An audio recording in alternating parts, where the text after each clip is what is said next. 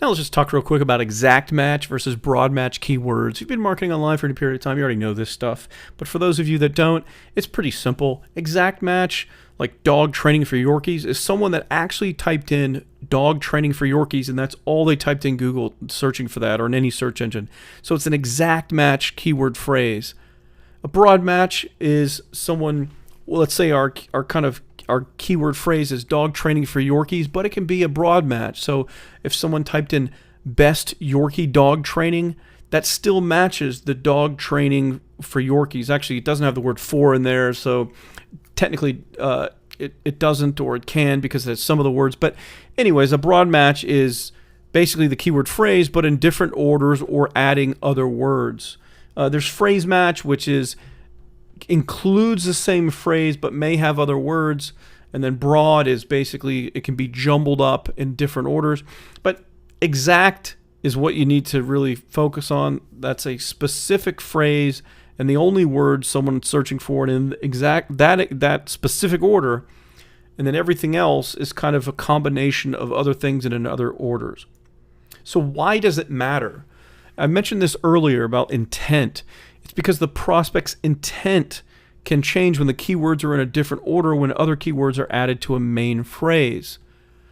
So it's just exactly what I said. When someone's searching for something specific, you can get a good idea of what the intention is. Although I already mentioned before in this module in the lessons so far, don't ever try to guess what someone's intent. I mean, you kind of want to guess what their intent is, but don't ever assume you know what their intent is. Always go by conversions. Are they opting in? Are they buying? Are they really after your solution? Are they interacting with other content on your site related to what they're searching for? So always look at their results and their behavior to know what they're to reinforce, I should say, what the intent was. But a broad match can completely change someone's intent or change the focus on what someone's searching for. For example, someone searched for dog training for Yorkies, right? They're probably looking for how to train their own Yorkie, or they wouldn't search for that. So a broad match, which could contain the exact same words, but some other words, could be, why don't Yorkies ever train their dogs? That would match up on a broad match for the dog training for Yorkies main phrase. So that would come up, like if you were running a broad match on dog training for Yorkies, that would come up. Your Google AdWords ads would show for why don't people train? Why don't people that own Yorkie dogs train them, or something like that. But you get the point. So it can change the intent, change the meaning. So it's important to understand broad match and exact match, and you're going to learn to run ads and create stuff for both. Like for example, SEO is broad.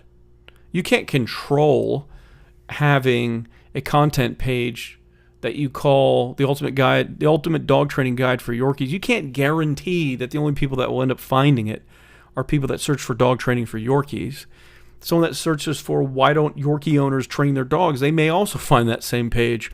But it doesn't matter because we're not paying for that traffic from those Google rankings. So, and in many ways, we may find some extra visitors that weren't intending to look for what we have, and they could end up becoming prospects or customers.